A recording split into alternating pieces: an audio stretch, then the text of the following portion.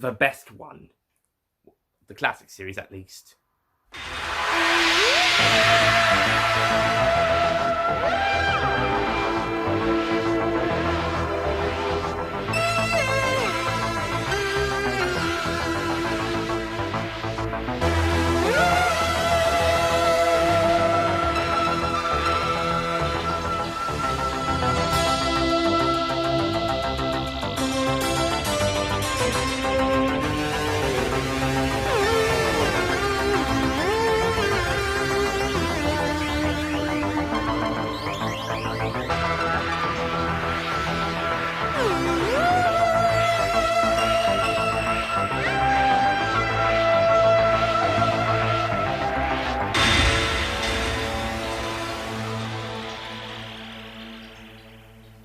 Hello, ladies and gentlemen, Nick here. Welcome, everyone, one and all, to my review of Doctor Who Season 25, Story 1, and my personal favourite classic series story and second favourite story of all time, Remembrance of the Daleks.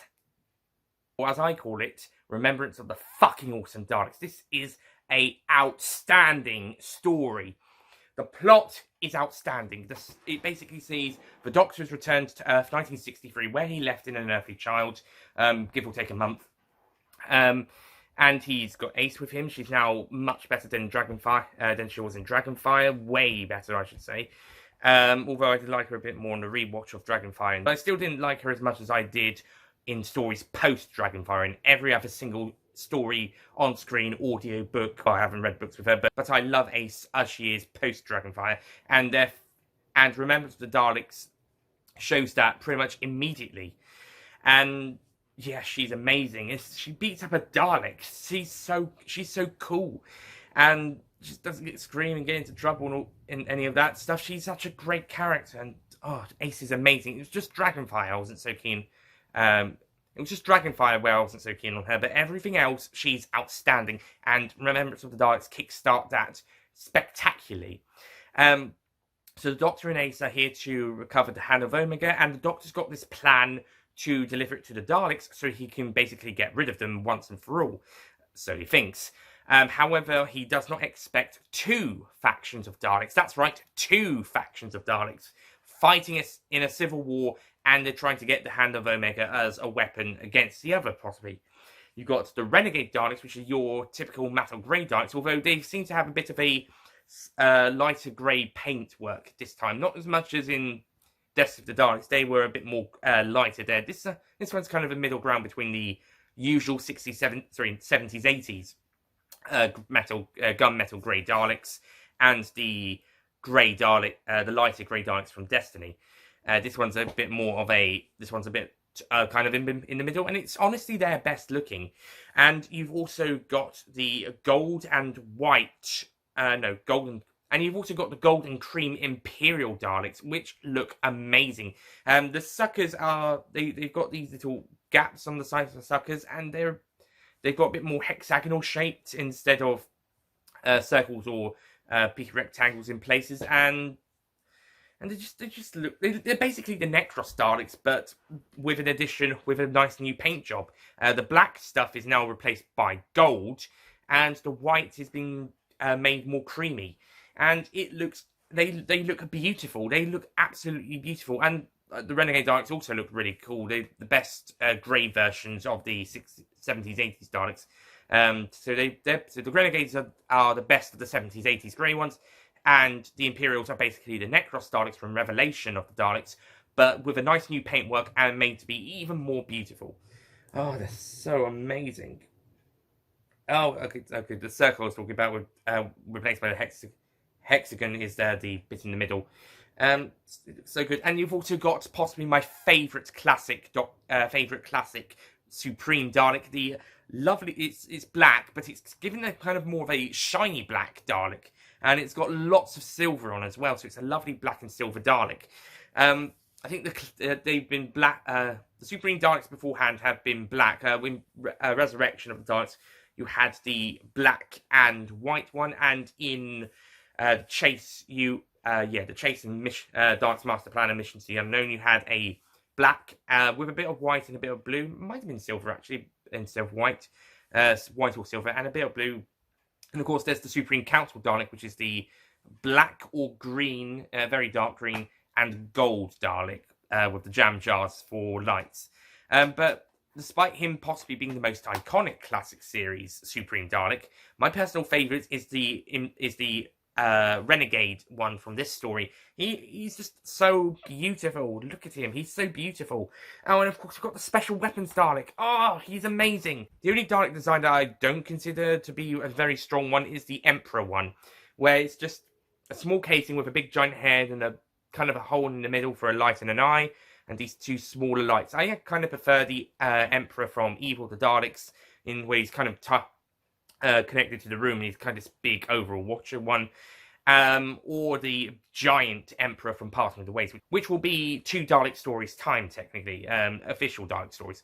And there's also the gold Dalek Emperor from the comics, where, again, the bottom's a bit of the set, bit like a typical Dalek, but he's got this giant round bit. Personally, the Evil of the Daleks one was better than that one, as was the Parting of the Ways one, and the Adventure Game City of Death is basically the Parting of the Ways one, but given the Strategist Paradigm Dalek colours. However, the Emperor in this story turns out to be Davros, and it actually makes a lot of sense. So I'm forgiving it for its being the weakest Emperor Dalek design, because it's Davros inside, and it makes a lot of sense. He seems to have disregarded the rest of his body, and his chair is gone. He'll get it back for the next TV story he's in. And possibly other stories, depending. I think Terra Firma is still in this Emperor Dalek casing, the audio story, Terra Firma, where he meets the 8th Doctor. But yeah, he actually makes a lot of sense, and you can tell it's Davros' plan from the start, as mentioned in the documentary Davros Connections, which is included on the special edition release of this story, and on the Davros box set, DVD box set, where technically this special editions of Remembrance of the Daleks was first included, and then they released it individually 2 years later. I guess that and the 5 Doctors 25th anniversary edition proves that special edition releases were popular, and so they made a few more. Starting with Plans of Wenchai, Caves of Androzani, and the TV movie as part of Reeve Stations 1 the following year. Anyway, so Dalek designs amazing in this story. Even the Emperor Dalek, which, like I said, I think is the weakest of the Emperor Dalek designs and the weakest of this group of Dalek designs. But as it's Davros, it makes a lot of sense and works really well with the story. And Davros's plan to get Hand of Omega to help improve his Daleks. Maybe he's planning to end the war and just make all the Daleks like his Imperial ones, which makes a lot of sense, considering the racial purity. And they even bring that up in Part 3. Ace even does kind of a little catch-up to the others, minus the Doctor, about racial impurity, and pretty much talks about it. So that's great. So the Doctor is trying to get the 2 Dalek factions, trying to get the Daleks to get the Hand of Omega, and he's trying to get the military and innocent civilians out of the way, and that's why he's working with the military. I'll get to them in a minute. He didn't expect 2 factions to get it, so he has to make sure the right ones get it. In the end, the Renegade Daleks find the Hand of Omega, but the Imperial Daleks steal it off them and pretty much destroy them all, apart from the Supreme Dalek, who the Doctor eventually destroys by talking it to death. Basically, it self-destructs after the Doctor talks to it at the very end. And the Imperial Daleks take it back to their mothership, and then the Doctor contacts them and tells Davros, who the Emperor Dalek reveals himself to be. Anyway.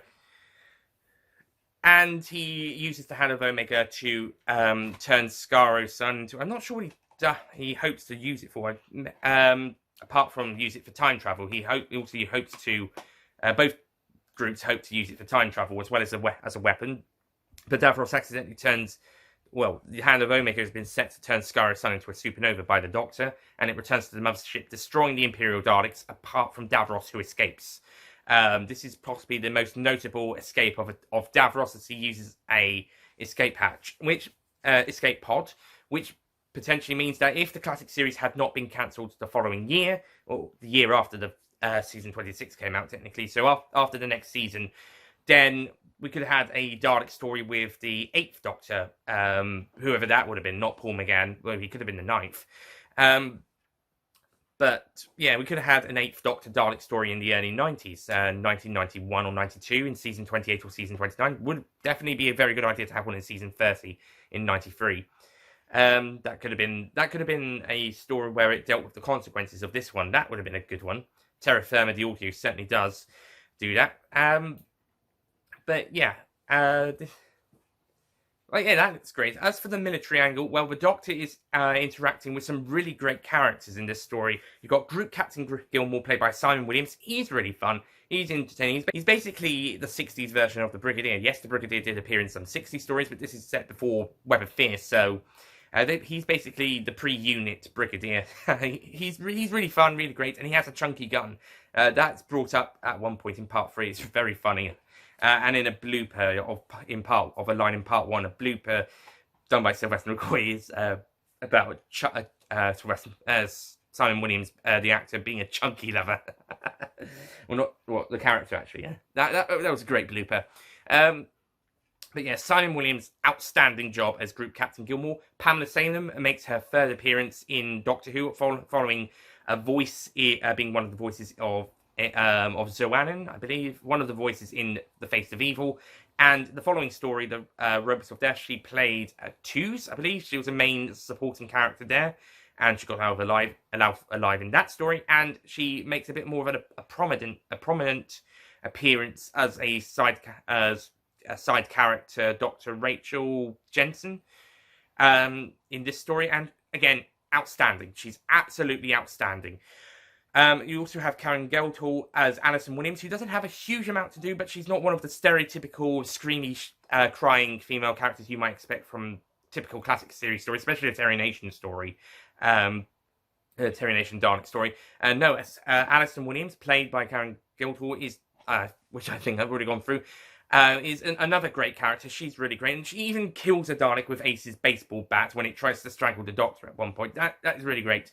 She proves herself to be a fun character, and she's also, both her and Rachel scientists. Rachel's a bit more experienced, but Alison is a bit more of a technical know-how, I suppose. But she's not a ditzy character. She's I suppose she's the fun character of the story, but she's not stereotypical, ditzy, screamy, etc. She's actually really cool in places, and it's not a surprise that these three characters went on to have their own Big Finish spin-off, like Jago and Lightfoot from Talons of Wang Chang, the story after the Robots of Death, did.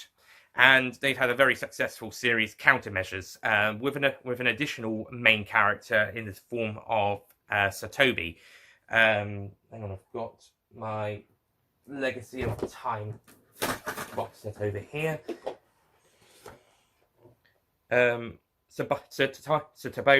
Sir Tobias Toby Kinsale, played by Hugh Ross, but he's not in this story. He's just in the Countermeasures audios, and the new Countermeasure audios, two separate series, a bit like the Avengers and the New Avengers. That's the Avengers TV series, not the films. We also have Sergeant Mike Smith, who turns out him to be a double agent working for the Renegade Daleks, along with Mr. George Ratcliffe. And they prove to be pretty interesting characters. They turn out to be, or at least implied to be, fascists, bigots as well. And Mike's basically betraying his friends. What is it with Mike's in army groups the Doctor works with that betray their friends for the enemy for no reason? Okay, in this story it makes sense because Mike's a bigot and a fascist in this story, but Mike Yates in Invasion of the Dinosaurs didn't really have an actual reason. He had a bit of a mental breakdown after the Green Death, but an actual reason? But yeah, Smith is a pretty great character here and does some really good stuff, and in the end he sadly gets killed by, spoiler alert, who I'll come back to in a minute or two. He gets killed off by, spoiler alert, and which is a bit of a shame. Don't know why spoiler alert couldn't have just asked where the time controller that he stole was before killing him at least. But oh well. And Ratcliffe, he gets killed by, spoiler alert, as well. A bit less dignified, more impactful. But both characters are pretty cool for the scenes that they have.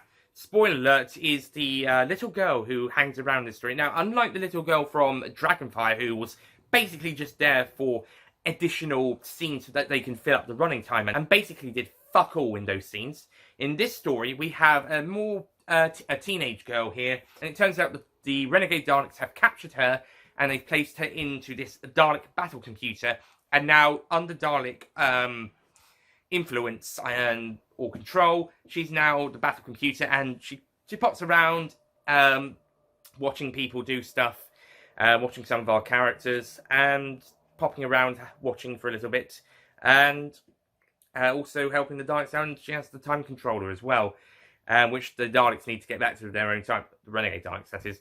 And yeah, she proves herself to be a good actress and a good character as well. It's pretty interesting. Quite cruel for the Daleks to take the children. Then again, the Crillatines will do a similar thing in School Reunion, which we'll get to, where they have to use the kids to unlock this Case's paradigm because they need imagination as well as intelligence. And it's the same here with the Daleks getting the battle computer, where they need a child, preferably young, where they need a human, preferably young, and plug them into the battle computer. Well, if they're full of imagination, and then plugging them into the battle computer. So that's all great, and we've got some really great stuff. And also, there's this really nice scene in the cafe. There's lots of great scenes in the cafe that Ace and the Doctor go to in parts 1, 2, and 3. And there's this really lovely bit in part 2 where the Doctor talks to this black guy who, if his grandfather wasn't chained up, wasn't made a slave, he would be an African. And he's such a nice guy, this cafe guy. He's really nice, and the Doctor and him have a great conversation. Sadly, half the scene was cut, but the other half, but the half we do get is really good. And we've got some great lines of dialogue from the Seventh Doctor in this story. So pretty much every episode, every other couple of minutes, there's some really great dialogue. Ben Voronich knows how to write great dialogue, and he and Andrew Cartmel are certainly setting up the Cartmel master plan that Cartmel was building, because he wanted to make the show, or at least the Doctor, more mysterious after thinking that they've revealed too much about him. So he started making the Doctor a bit more mysterious, and there's some things we start to not know about him. He's also starting to be a few steps ahead of his enemies, a la him setting up this trap for the Daleks. We also have Harry, who's the regular cafe owner guy, and he's a fun character as well. And also special honourable mentions to 2 other actors, make regular Doctor Who Classic Series actors who make one last appearance in this story. One last on-screen appearance, at least. Michael Sheard, who was in The Invisible Enemy, amongst other stories. He makes his final appearance here as the headmaster. And Peter Halliday, who most notably was Packer in The Invasion, he makes his final on-screen appearance as the Gravedigger. And they both do great last performances in the few scenes they get. They're really great. And on top of that, we've got some spectacular direction from Andrew Morgan, who surprisingly upped himself big time from Time in the Rani, and some amazing action scenes, amazing dialogue from Ben Vonorich, as I mentioned. It looks so beautiful, and I just love every single moment of it. I do not get bored with this story. Maybe I get overwhelmed a few times, sometimes if I watch it too many times. But on this latest watching, this story is a masterpiece. This story is amazing, and also there's lots of lovely references without being in your face, like some of the Colin Baker and later Peter Davison era stories would. There are a bit more subtle references in this story, and they look really, and it's just a fantastic story. I highly recommend it. Oh, it's so beautiful, and considering the budget of the time, they managed to make it look brilliant. They managed to pull it off spectacularly. So good. So amazing. And also there's some really good kind of racial underlines throughout the story. Not just with the Daleks, but with the humans. There's some racial underlines, like the no colours allowed in the boarding house, and Mike being a fascist/bigot. Alongside the Dalek racial purity. And Ace kind of telling Rachel and Alison, and maybe Gilmore, I'm not sure, about racial purity, she's basically also addressing society at the time, because racial purity, well, not purity, but, the World War II had not long wasn't long ago, hadn't been that long ago, and there was still the whole rights of the blacks and whites, and maybe just the men and women equalness stuff, which is still going on. By the way, they need more equal rights. Jesus Christ, I thought we were in the 21st century. But yeah, amazing, but yeah, some great undertones and quite subtle enough, but can be noticed if you know what to expect. So on the whole, Remembrance of the Daleks is an outstanding story, and I'm going to be giving this story a 10 out of 10.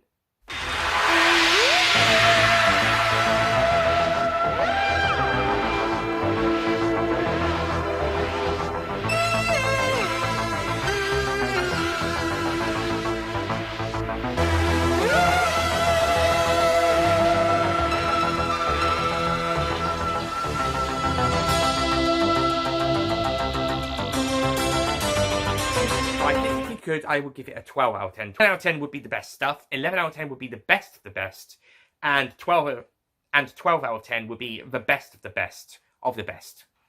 And this is certainly one of the best of the best of the best.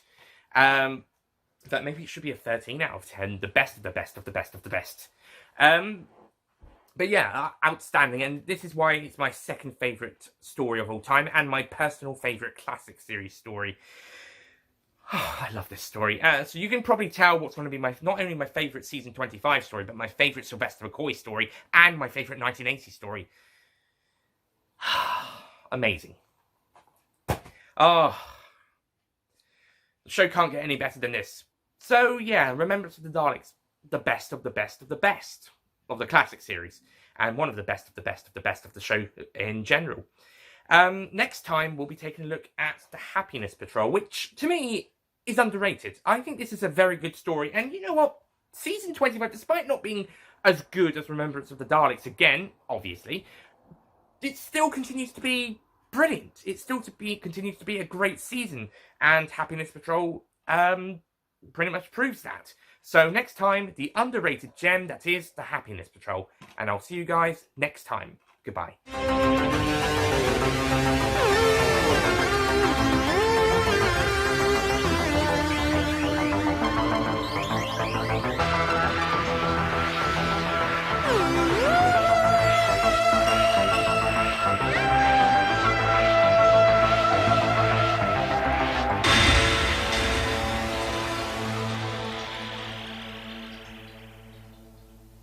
Don't forget to click below to subscribe to the official Nicholas Payne Retro YouTube channel.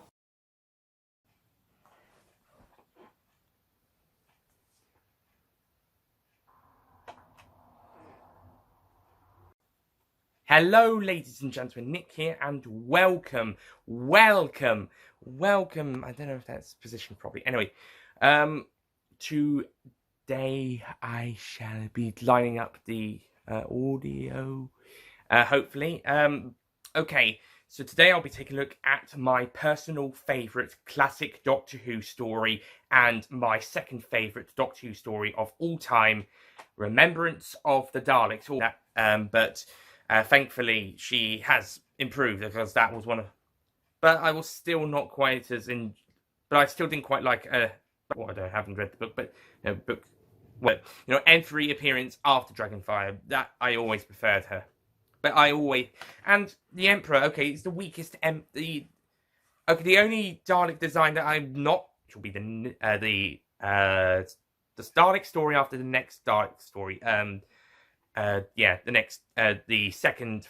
Basically, the Brigadier, but the Brigadier is not around, so he's helping him.